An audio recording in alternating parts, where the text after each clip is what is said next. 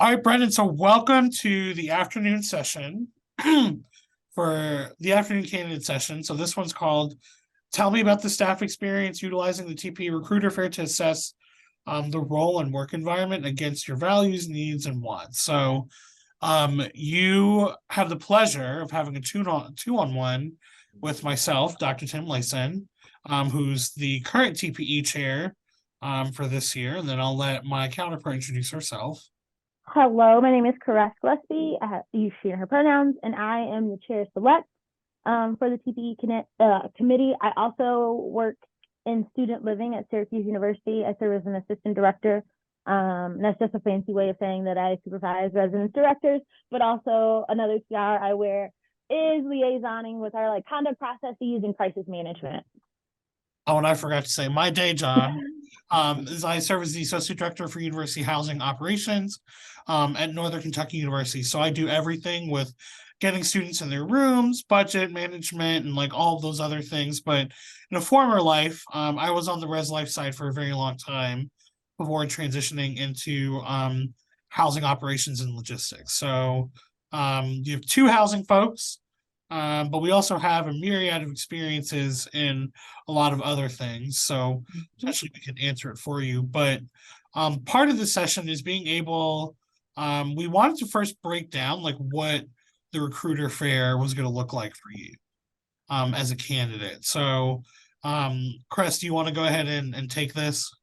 Yeah, so in the past, as part of the TPE virtual experience, we did what we called employer spotlights. And so we gave a chance for different institutions and organizations to share kind of a little bit about who they were, what was the positions they were offering, and have a chance for candidates to pop in and kind of get information before the actual interview time. This year, we're changing that up a little bit and kind of doing a kind of career fair environment for the whole day.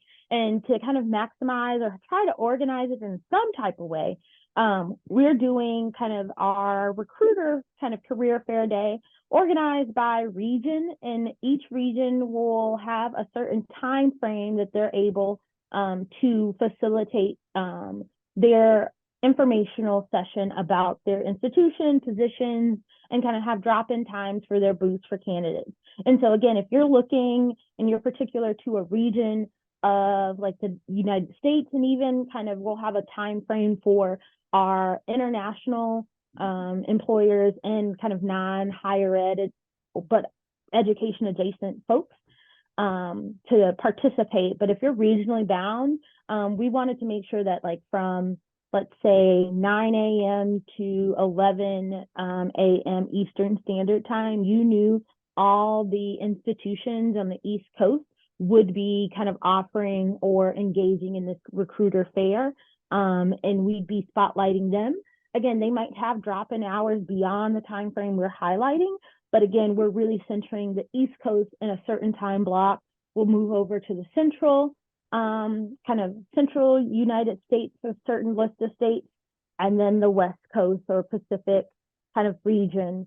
Again, we're listing those states and doing that in that way to kind of divide up our kind of United States and international areas, but then being mindful of different time zones and trying to balance out that presence for our candidates and employers.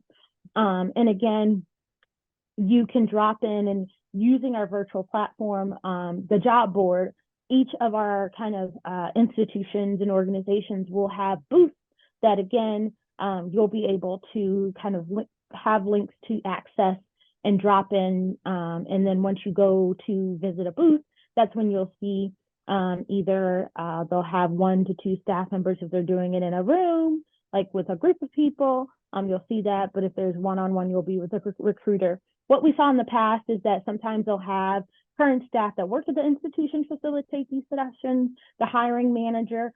Sometimes institutions use this opportunity to have students help facilitate these sessions, or some of their higher level leadership. So some BPSAs or deans of their institutions also help to speak to maybe goals or the institutional values. So you could see a number of folks maybe directly or indirectly tied to the position that you're interviewing for. as part of this experience. But again, it's ultimately a day of getting information about the institution and a little bit about the positions that they're offering. And I think the important thing about the recruiter day for you as a candidate, Brendan, is that this isn't a time for the institution or the organization to be interviewing you. So this is not like an interview where you have like an official panel of people. It's a drop-in day. So the employer's not interviewing you, but we wanted to be able to give candidates a little bit more structured time. So this is your time to interview the institution, to ask some of your questions. Because if you, let's just say you're interviewing with Syracuse University, you may not see Crest during the recruiter day, but you may see her in your actual interview if you're interviewing for like an RD level position or any other position within her department. So we wanted to make sure that recruiter days were really centered on like, let's give candidates time to like ask some of those questions that they may not be able to get to in like their follow-up during the official interview visit. And so we want to be super intentional about how we did that. And that's why this session specifically is talking about departmental or institutional culture. And so we want you to be able to ask some of these questions during the recruiter fair so that way you can get a sense as to whether or not you think like Syracuse or Northern Kentucky or any other institution you might be looking at is worth your time to interview. Because really after this day, a lot of the power does fall back to the candidate, because institutions have to do a really good job in selling you during the recruitment fair to be like, here's why you should come work at Northern Kentucky University. And so like you as a candidate can really be strategic in how you ask questions about their departmental culture, their institutional culture, their divisional culture. And so I guess one of the things we wanted to find out for you as a prospective candidate is like, in terms of like a working culture, and this sounds like an interview-esque type of question, but I think it's important. Like, what is it that you're looking for in like in the culture of where you want to work? One of the things that I'm definitely looking for as like a high priority um, would be looking for a department where like feedback is not just like asked for and kind of like thrown out or like taken into a list and not actually applied, but like actually valued. I think that's really important for me. And I during my grad search, I think it was just hard to like know what types of questions to ask to try to figure that out. And I still don't know exactly how to do that.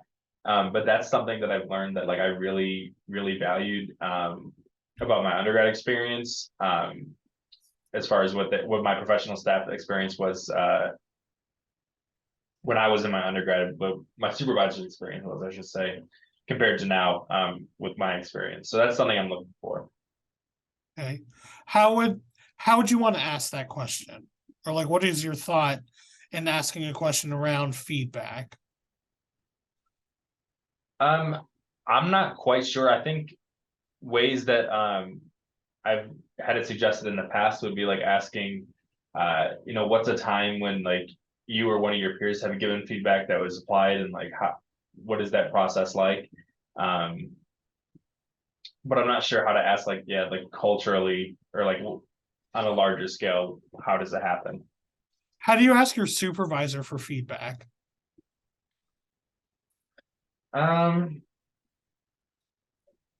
Normally just like if my supervisors are pretty good about like giving it consistently, so I don't normally have to be like the one to ask for it. But when I do, I'll like just check in and say like, hey, listen, I know we just did this big project. Like, do you have any like feedback for this project? Anything I did well or anything I could improve? Kind of go on from there. Mm-hmm. I think what you bring up is a really great topic, and yes, it can be very awkward in an interview to ask like how do you value feedback and things like that, but I think you just ask it straight up. Like, Okay. what role does feedback play in your organization, in the decisions that you all make? And you can even ask it like, where does my position play when I have to give feedback in the way decisions are made. Mhm. And so like you can kind of use the position that you're applying for and like kind of use it as leverage to see like where in my role when giving feedback does it play into the overall decision making. But I also think just asking straight up too, like in what ways does your organization value and implement feedback, whether it's in processes, crisis situations, or really in any way that makes a meaningful that creates a meaningful experience for an employee. Mhm. Crest, you go ahead because I know you have some thoughts on this. Yeah, I think about also kind of in what ways does your kind of department, or in what ways does a supervisor, have you seen a supervisor advocate for staff in my position before? And so again, if it's not feedback, thinking about advocacy, or even thinking about how is the voice of students shown up in the work of your department. And so thinking about that voice of students. I think also another way to talk about feedback, because I think people also was like, oh, well, you want to hear about our dirty laundry? Asking about how has change looked in your organization, and how does that get managed across different levels. And so maybe it's not naming feedback, but naming some of the impacts of feedback. So change, decision making, advocacy. And I know sometimes talking about the like causes or implementations can sometimes speak to what you're hoping to see, and also speak to maybe where various levels have that insight or input. But I think that is a really good point in talking about maybe where your voice can be heard, or again, how can, again, in your position, I think another thing that I think about in just kind of the management of my team is autonomy. How much autonomy do I have in my role to implement strategies or decision making as it relates to my team and students. And so I just think about those are ways to name different things around what you're trying to get at, and see how folks at various levels would respond. I That think was very helpful. I have a lot of good notes for that. I appreciate that. I think also too, like, and I've started asking this question, and well, I've also been in the field for a minute, but I'm only 25. I think sometimes too, what I'll ask is like, how are mistakes celebrated? And what we do, because I think sometimes people look at mistakes as like, oh my gosh, I made this mistake, and it's like the end of my career. No, like 98% of the times, mistakes aren't career ending. I mean, there are some that can be, but I think also like, especially for someone who might be coming in new to the organization, whether you are entry level, mid level, senior level, I think it's also important to think about like how are mistakes dealt with and how are they celebrated. Because I think as much as you asking the question is important, I think the response that you'll get back is just as equally important for you to discern. Because one of the things Chris and I talked about when creating this session was like, now that we've given you some of these tips, like we would we would like for you to potentially practice on us how you'd want to ask this question, so that way we can answer it in the institutional context of where we sit. So that way you can hear how we would say it in an interview or like in this space as a recruiter to you, so that way you can discern like if this is potentially a good choice for you or not. Because there's certain things that, and this sounds really shady, but there are certain things that like employers or institutions will say about the value of their workplace or their culture that makes it sound like really great. But then at the end of the day, when you get there, it's like, y'all promised me apples, but these are like bananas. Like it's something completely different. And I think Cress and I have been on enough committees and have done enough searches on our own to know like what are some of those things that people will say, to ensure that like you keep the institution in the back of your mind, or like you put us on your list for places that you'll want to work, because at the end of the day we want people to be in these jobs, And we will sometimes people will unintentionally say things that sound really great, but then in actuality, they can't live up to it. Mhm. Does that make Well, sense? you also have to remember the people that you're talking to, like you can't rely on them to be a part of your working experience. I think a lot of times we'll interview and we'll meet with folks that we get really excited about. And it's like, okay, I'm really excited to work with like Tim because we had a great conversation, we connected. And so you show up at the institution and Tim says, deuces, I'm getting ready to leave. And so you have to really be mindful that as much as you really enjoyed that conversation and connection with Tim, Tim can't be your only reason or motivation to want to go to that institution. You need to be broadly and beyond Tim, because Tim may be the current supervisor for that role, may be working with you, but Tim isn't going to stay for you. And so I encourage folks going through this process to look beyond the folks that they're interacting with, because they may not be there as much as we want them to stay. And while you made that connection, can't be your only rationale for that institution. So thinking about, again, moving beyond the people that you connect with, how do you make sure that you know what you're getting into in that experience? And then that you, again, can connect with different folks across beyond the interview space to, again, if you need that support network when you start there, it's not just reliant on that one kind of connection that you made with your interviewer or folks that you maybe talked to in the interview process. I also think, and Chris and I talked about this right beforehand, when you talk about like your own value, wants, and needs, it's also thinking like way beyond just the job. Like, you have to think about like what is the local area like. So during like during the recruiter fair, like please ask questions about like, oh hey, like I know that like I'll just use NKU for an example. I know Northern Kentucky University is like only about 10 to 15 minutes away from downtown Cincinnati, but like what's in the local area around the institution if I don't have a car, for example? Is it easy for me to get to a grocery store? Or like one question or things that I always would prepare candidates for when I was working at a different institution is like think about like the things that you need in your life to be happy. Like if you are a spiritual person or go to church, like do we have your church or like spiritual center in where we're living or accessible to some point? Are there places to get your hair done? So you have to think beyond the job itself, and like because that also plays into your values. Like if one of your values is volunteering and community action and you're going to move to a place in I don't want to name cities, but like Right. I was like, don't put nobody on blast. if you're going to move to a place that may not be that way, even though the job may be great, you can't just be content with the job. You've also got to have a life outside of it. Yeah. I think some ways to ask that too, without getting into those like illegal like interview questions, you can be like, so what are some things that you all do outside of your work? What are some organizations you are a part of?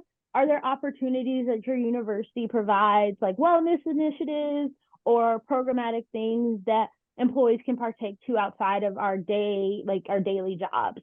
And then those can speak to maybe some of those things. And again, I think as like particularly student affairs professionals, we love talking about like our like life outside of work or our other identities. And again, I think that can help like, hey, will I have a life, right? Like do people do things outside their work? Again, I think especially if you choose a role that if particularly in housing where you live, where you work, how do you disconnect from work, right? I think that's an important question because we know living where you work is the hardest thing ever. And so how do you disconnect from work and have that lifestyle? And so those are kind of broad ways to ask that and speak to that because you want to see if those opportunities exist, if that is something that you really need or maybe something that might be missing from your current experience. I think that's something that I'm gonna have to look into because I'm right now in my last semester of grad school and I work in housing, so I'm finally ready to be like out. Thank you so much. But I'm ready to like have free time, but like I don't know what to do with this. So I need to find somewhere where I can actually do stuff in the community. Yes, free time is exciting, especially after graduate school. You're like, I don't want to read anymore. I don't want to write anymore. again, it sometimes results in a lot of horizontal time on the couch with Netflix, but it's great to get out there. So yes, what do you do outside of work, engaging? I mean, That you is can really read it, important. but not reading books. No, no reading. Yes, reading is fundamental. Yeah. That is awesome.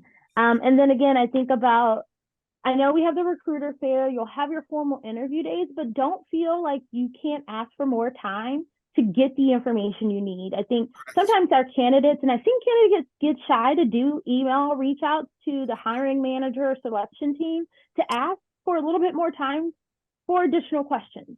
And I Yeah. think, again, like there might be information that you need as it relates to budgeting, or you might want to, you got a little confused about maybe some of the logistics as it relates to the job, and you want to learn more about kind of the training that they offer.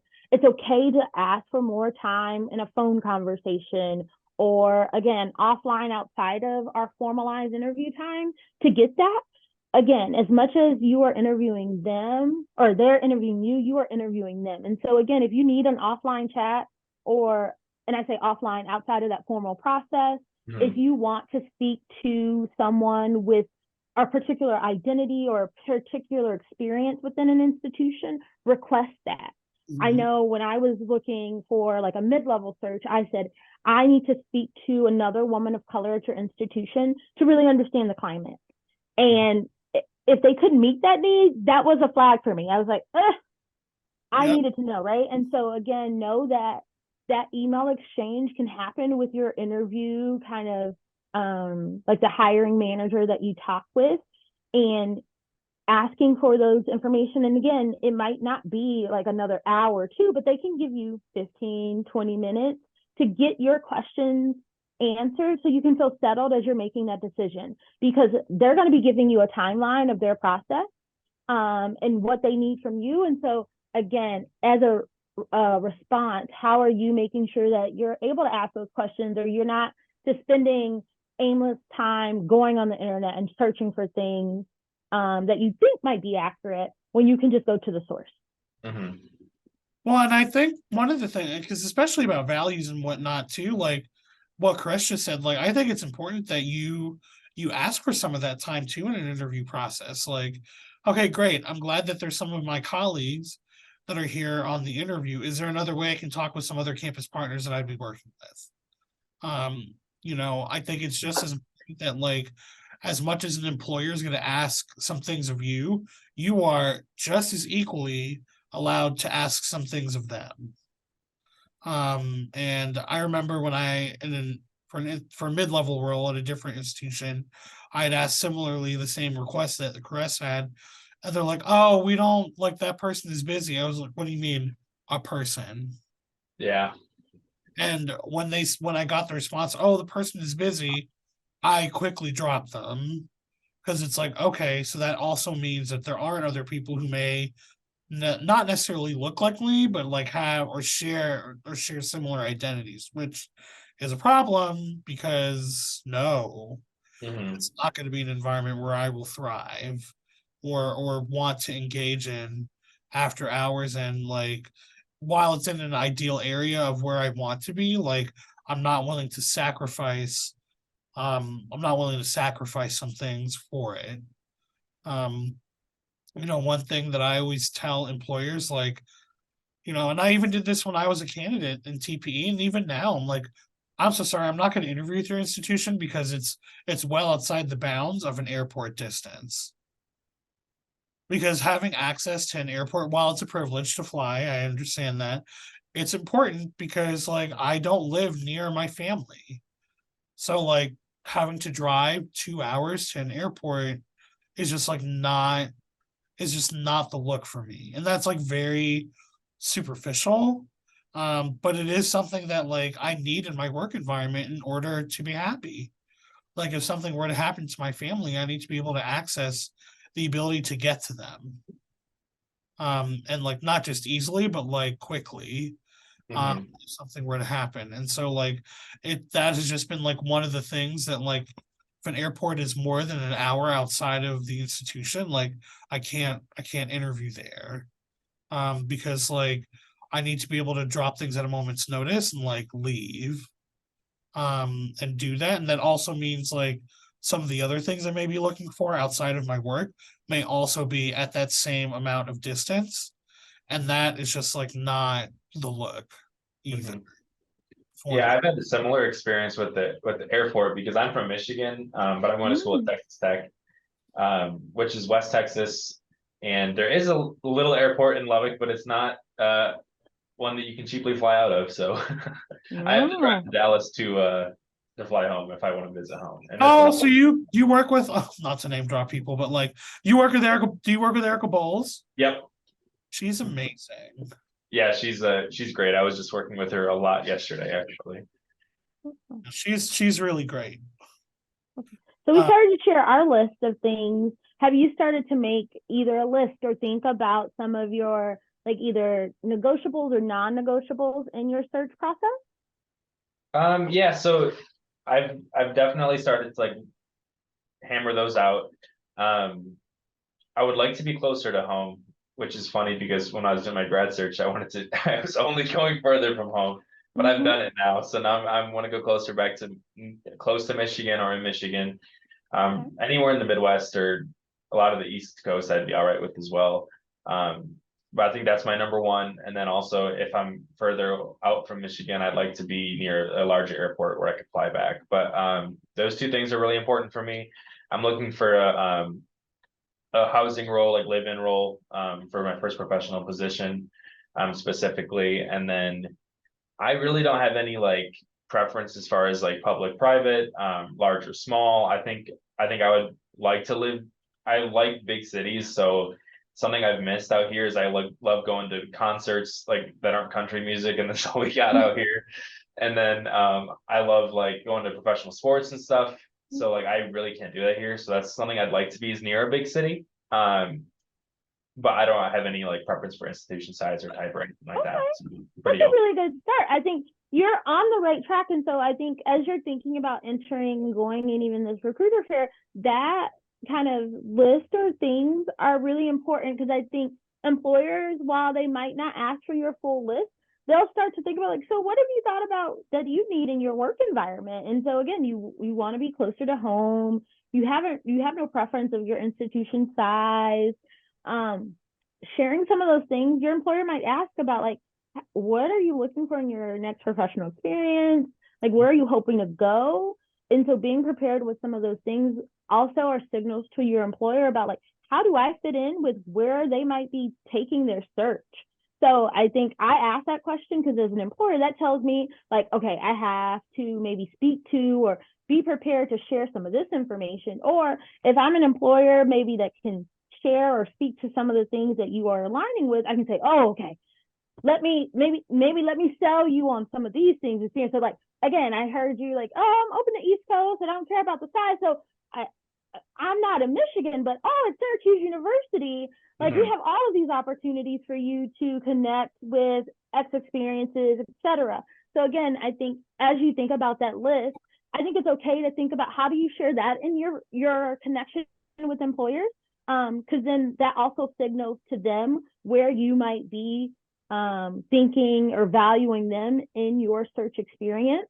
And then they can also think about, okay, how might I tailor or who might I connect this candidate with that could give them the information they need to make the best decision.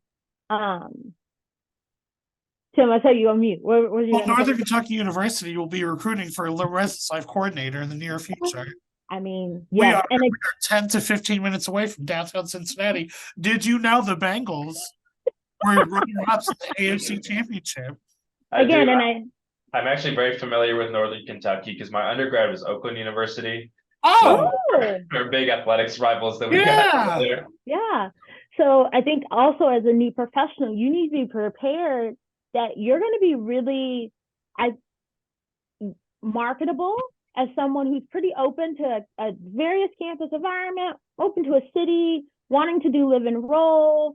Again, how are you speaking to your values and interests and being able to navigate all these, like, not spam, but kind of generally spam messages once you get on that TPE profile about all these great incoming job experiences. At Syracuse, we pay 55,000 as a salary for our incoming live-on RDs. So again, we're going to sell you all the things you want to see. And so you need to be able to put blinders on to be like, okay, is this really what I want? Is this all the things that speak to me? How am I going to narrow that list? Because I think people get really excited as a new professional and say, okay, I'm going to interview with all these people because they met this kind of criteria. And then you end up with 37 interviews in 3 days. What? No, it's not needed like that. Nope. Like, That was a little bit of my experience with the Kuhua internships, so I've learned a lesson about that. it's not okay. Like, you can't do 37 jobs, and maybe you are really excited and maybe they all have really great things, but how do you think about expanding your negotiables, non-negotiables to narrow that list to something that seems manageable so you don't get overwhelmed? Mm-hmm. And I think, and because you've had that experience already of going through like the housing internship program process, like you've already seen a glimpse of like what that's going to look like for you. And you already know, like, okay, the next time I have to do this, here's how I'm going to be a little bit more strategic in what I'm looking for. So maybe it's not the entire Midwest that you're looking at, but maybe it is like a Kentucky, Ohio, Michigan, Wisconsin, and like some of the other states surrounding it. Maybe it is just like this part of the Midwest I'm looking at. Not saying that like, the University of Wisconsin in Eau Claire isn't a great institution, but like maybe it's a little too far outside of what you're looking for. Right. Because as a candidate, like it is totally okay to have that list and be like, you know what? I'm only going to interview with like 7 schools. Because you know what you want, you know what you're looking for. Like we as a committee will be like, maybe you can like broaden that just a little bit, but you also know like what you can handle in a day of interviewing. And so like whether it's virtual or in person, like it's a lot to interview. Especially like I remember my first TPE day 1, I had like 25 interviews. And this was back in person, so I had to like hustle back and forth in a convention hall. But it can still just be as equally as tiring, if not more tiring, in a virtual setting where you're just staring at a small camera all day and like talking to people on a screen. So it's okay to like use your non-negotiables as like a really great starting point. But I also say too, like you never know what kind of like you just never know what's going to happen through the job search. Like I never thought because you went to Oakland, I worked at Miami for the first 2 years of my career. I was like, who would have thought I went from Raleigh, North Carolina to the cornfields of Oxford, Ohio. And when I got to Miami, even though it was 45 minutes from a Target, like I loved my experience for the 2 years I was there. Like I got to be trained. I got to be trained by Marsha Baxter Magolda and Peter Magolda when they were still there as faculty members in the Sahi program. I got to meet some incredible professionals in the Glucujo region and like really get my love for NACUR and RHA and like all those things. And so like you just never know what that was going to look like. And then after 2 years, I was like, you know what? I'm done with housing for a little bit. I want to try something new. I did that, but I absolutely loved my experience when I was at Miami because I was able to maximize on the things. And even though it was a little bit further away from like a Target or things like that, it also made it more exciting because then I would be like, now I'm actually going to take time away from campus to drive the 41 minutes to Target. So that way I can do a day away or a few hours away from campus. So that way I have that time to myself. But nowadays I'm like, Target's like 20 minutes away. That's too far. Just kidding. It's not that far at all. But I think it's a great starting point. But I also say like be open to like opportunities and conversations that may happen through your job search because like you never know where you end up, because like it's just a really cool opportunity, and like it checks off most of the boxes that you're looking for. But there's just something really unique about a position that's like, this is going to get me ahead in many ways in my career if I have some of these experiences, because there aren't that many RD roles left where they're doing a lot of direct like student conduct work anymore. Mhm. And so if that's something that's important to you, then obviously those will be positions you'll look for. But in terms of like ascertaining an institutional environment and culture, like I always just say, like, ask whatever questions are on your heart and like what you truly need to know about. Because as much as we would love for you to come work here at NKU and like be happy and like do the job, if you can't physically see yourself being in the Northern Kentucky area, then like we would rather you decline us than try to make it work, even if like things like Chris said, check off the box. Because Right. you have to have a life outside of work. Yeah. You have to have it. And even if you're a living professional for a couple of years, like you are allowed to have that life that is not tied to your building. Mhm. And like people and employers and especially supervisors have to be really respectful of that. Because I also grew up in an age of student affairs where it's like you are your job 24/5 when it's the weekdays. And it's like that is Monday through Friday. You know, math, I was figuring it out. So like you are your job 24/5. And I'm like, I don't like that. And so like I just those are things um that like I have learned from as a supervisor when talking to people or prospective candidates about like your life outside of work is just as important in how you do your work. Mhm. I think the one thing I also recall from like being in the search for that first round out is I was also searching with some of my peers that were also in graduate school looking at the same thing. And I felt like it was a race to see who's going to get their next job first. And we were all sharing. And I also got like really overwhelmed by like folks. And I almost had to like not share my experience with my peers. And so I encourage you to like step away from them for a bit or not feel like you need to share and compare. Because I think sometimes we get inside our heads a bit when we're in like the same process as our peers, knowing that we might be looking for different experiences, but it's just the nature that we're all in it together that might, again, alter our perspective of what do we really need versus, oh, so and so got this job that's like downtown New York City and they're making 90K. Never. But again, this seems like they're like they won and lucked up better than I. So am I doing something wrong? Do I need to change my list? No. So again, if you need to kind of talk to your peers and say, hey, I'm not going to talk to you about what I'm doing in my search. Like I can support you, but I just don't want to share. That's okay. And I actually encourage folks to do that because it only heightens anxiety or only heightens negativity maybe in your cohort if you have a cohort model or you have a faux cohort model. And so I encourage you just to maybe not share that and then maybe think about different ways you all can support or challenge each other and just finish your graduate kind of group in graduate school life and then transition your group to whatever professional colleague support network you want to do. Because I think I've seen also networks and cohorts like really get broken up because of the search experience. Yeah. I know we've talked to you a lot. Huh. What things do you need from us or other questions you might Yeah. have? Questions? You're getting like 2-on-1 coaching. I know, this is great.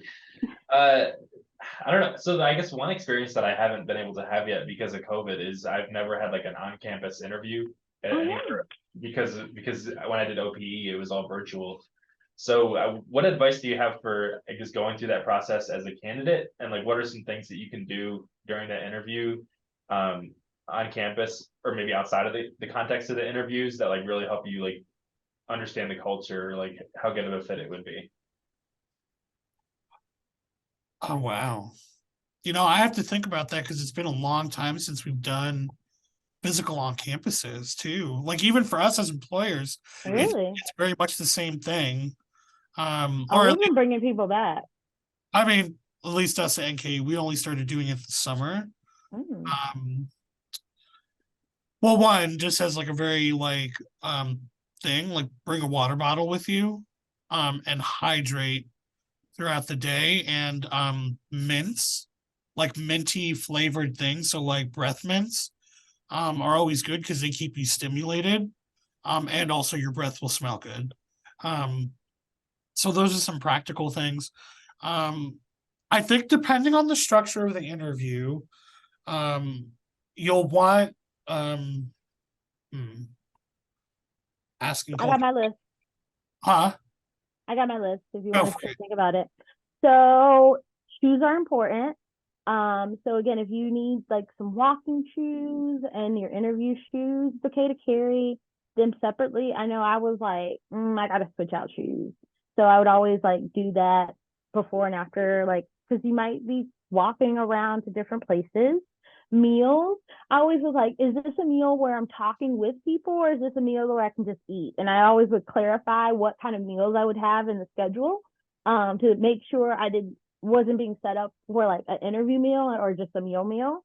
Mhm. Um, I always suggest reading like the local, not only the local newspaper, but looking at the student driven newspaper and like university driven newspaper. It'll give you various sides of what is happening on campus.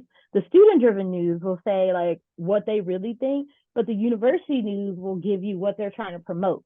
So how do you kind of bring that up as part of your interview, or if your role directly connects with maybe diversity, equity, inclusion work, or like crisis management? Those usually speak to a current conversation that you can maybe have over maybe an interview meal or in a session that is really good to bring up. Um, I would say breaks, if you don't see any breaks throughout your day. So we still are in this culture where a whole day on campus experience is what we like to do. I don't understand Yeah. why. Sometimes they like to break it up in 2 half days, but still, it's a whole half day. But if you don't see breaks, you can request those. So again, requesting breaks in between sessions, even if it's 10 minutes, you can say, I just need time to just take pauses. You can even do that if it's a virtual on campus, saying, I need some breaks just to recollect myself. Mhm. And then if you have a presentation, if you want to make your presentation, and they don't give you the option to make it different types of accessible, you can request that they print materials ahead of time. You can request screen readings, like a screen reader or cart. You could also kind of request to get an idea, like each university should have some type of reservation, like specs about like how big the room is, what are the different like layout of the room. And so I like to say, hey, if I'm giving a presentation, can you send me the layout and like the layout of the room and some of the specs so I know what environment I'm going to be in, and that tells me as a facilitator how can I engage in the space. It's okay to ask that, right? And so I think that's something people don't think about as it relates to accessibility and how can you feel comfortable in engaging in the space. So those are just my basic tips. And I think to bring back something we talked about earlier in the conversation is like if there are different affinity groups that you would want to talk to. So like I had a candidate one time ask if they can talk with other LGBTQIA staff members during their interview. And so we were able to work it out where their lunchtime was spent with those folks. So that way it was in a little bit more of a relaxed environment than like an official interview.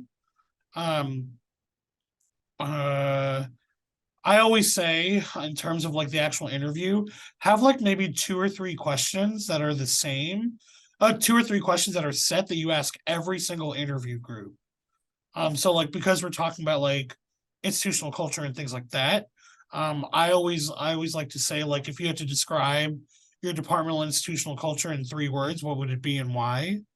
Because it kind of gives me a sense of like where people are at, and all those types of things. And so I always had about like 2 or 3 questions that I would ask every single interview group or every single interviewer, depending on the format of what you do. I agree with Chris. A whole interviewing day is just like, I don't know how we survived it back in the day.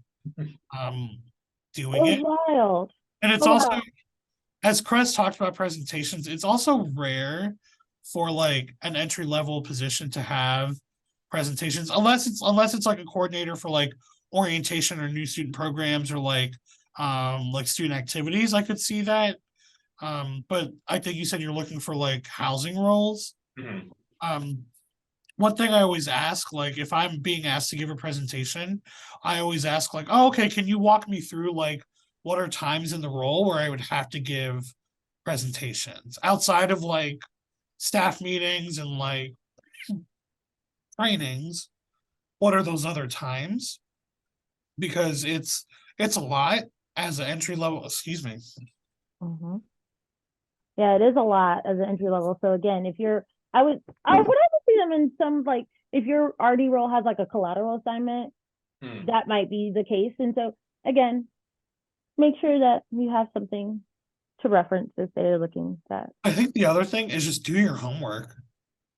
Do your homework on the institution as much as you can, and like because we're talking about like institutional values, like read their most current like DEI report that they have. I always look at, when I was elevating in my housing career, I started looking at their campus security reports or their clear reporting for the year, so that way you can kind of get a sense of like what are the types of things you might have to respond to Mhm. as you're on call.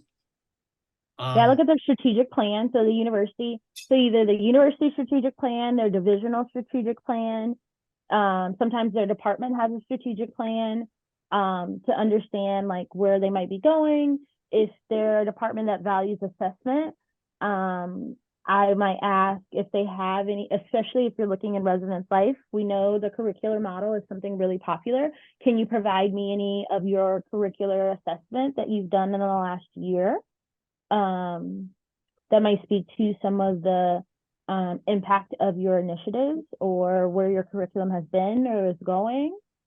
Um, if they're a department that says they value assessment and don't have assessment data, that is a red flag. A huge, Neon red. a huge red flag. Like I worked at an institution that clearly valued assessment, and they didn't make it public because it just changed every couple of months. But I was able to easily get that information when it came down to the on-campus portion of it. Because one thing I always like to ask employers before I went on campus is like, can you give me some can you give me some admission information about your current demographic of students that have entered the university most recently?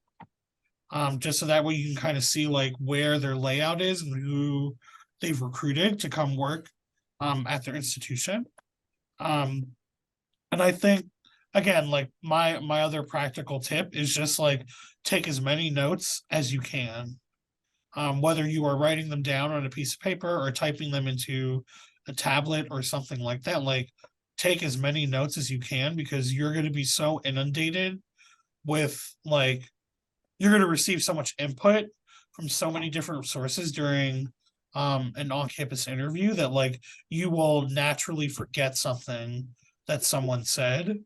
And so I always like to make sure that um like I have like a notepad or something near me at all times when I was interviewing. And a big thing too is like you could always ask for the types of questions you're going to be asked throughout the day. Mhm. Yeah, if you want to say like, hey, can you send me the questions that I'd be asking my interview?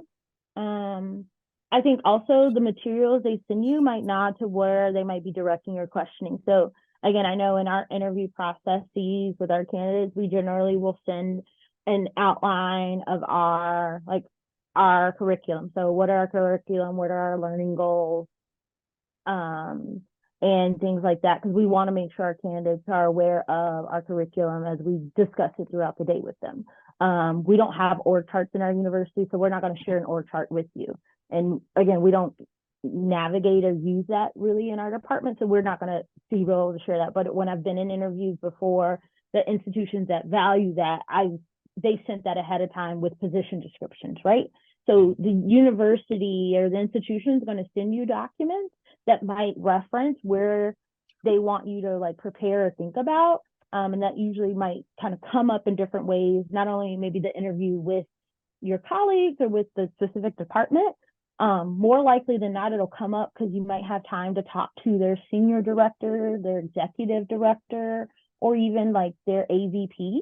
In some instances, you'll talk to someone who is in their senior leadership, and that might be where you will refer to or speak to some of those more overarching documents that speak to where the department or the division is going or is planning towards. And so I think that's when they usually reference some things like that. Yeah, and I always say if a department doesn't have like a strategic plan on their website or anything like that, that is something I will definitely be asking. Like where do you all see the priorities in the next, like, or maybe not priorities, what is the true strategic vision for the next 3 to 5 years, and then in the next year, what are the priorities to make that happen?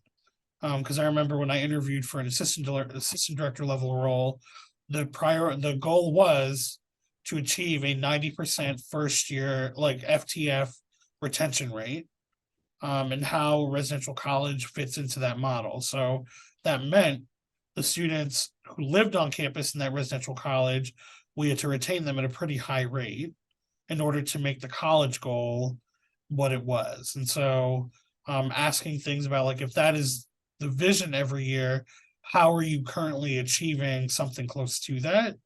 And like making the interviewers work too. Like they're going to make you work for questions and answers and examples. Like make them work when you have to ask them when it's your turn to ask questions, because it also just shows like the depth of your preparedness and like the ways that you're thinking about how you want to be in the role. And when you're answering any questions from them, answer it as if you're answer from the lens of how you would want to be in that role, as the RD, the residence life coordinator, area coordinator, or whatever the title would be. Like even if that means you have to start off with like, well, you know, if selected as an RD here at, or RLC here at NKU, here's how I would handle this situation based on my own personal and professional experience that I've had in the field so far. And so like getting yourself in that mind frame too will also help you understand like why a lot of their questions are structured the way that they are. And so that those are just like, I know we were kind of all over the place, but like those are just some like practical things for like the on-campus experience. But like don't lose sight of like your non-negotiables either. Because again, like we're student affairs practitioners, we're great at spitting the game, but we like we will sell what we need to sell, but like you as a candidate also have to make sure that you can truly buy into the vision of what it is that department or division or institution is doing. And if you are finding yourself like even in an interview that like you may not feel like you can buy into that, then that's a pretty significant thing to reflect upon.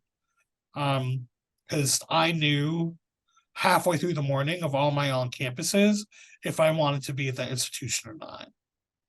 Like you just get this second sense and spidey sense that like there's just like something there that's just like not clicking with you.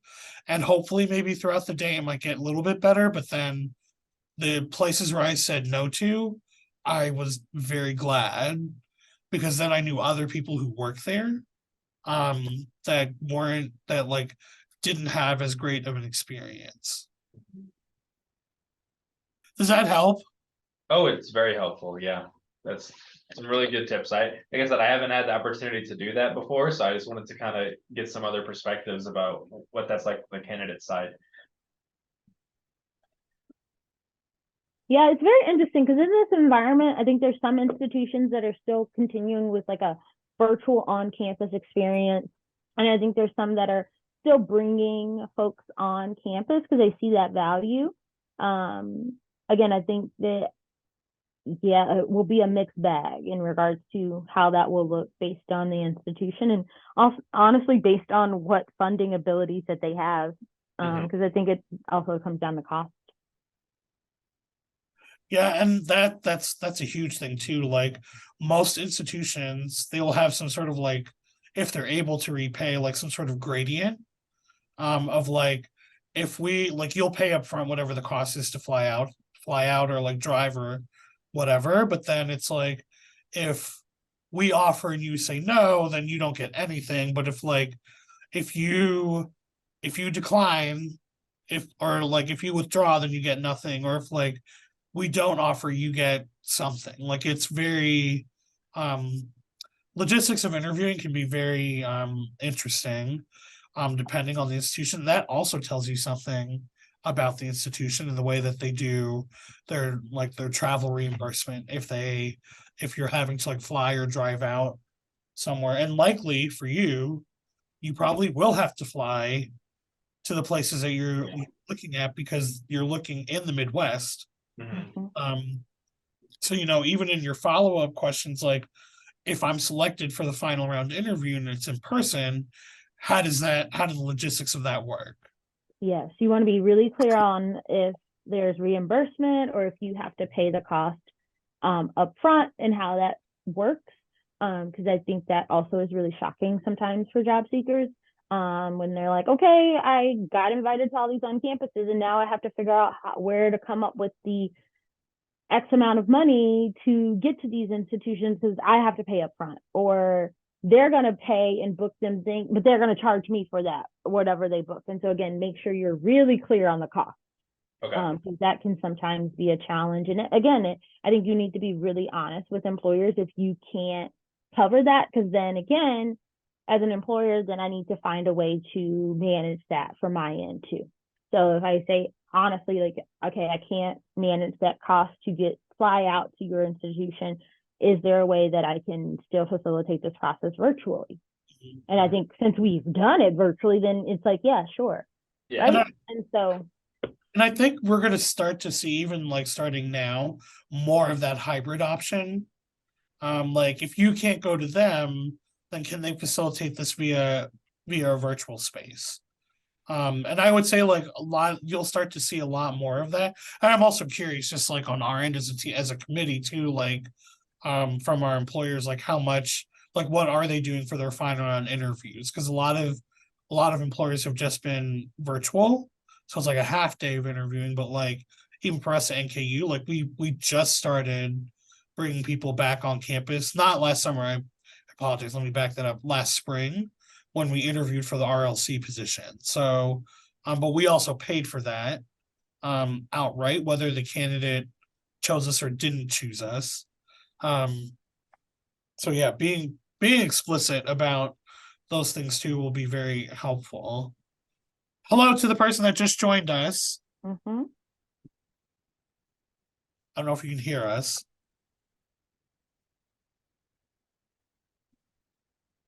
That's okay. Should you have any questions? We're just kind of talking through different topics now, and the question that was asked is like how to prepare for an on-campus interview, in-person on-campus interview.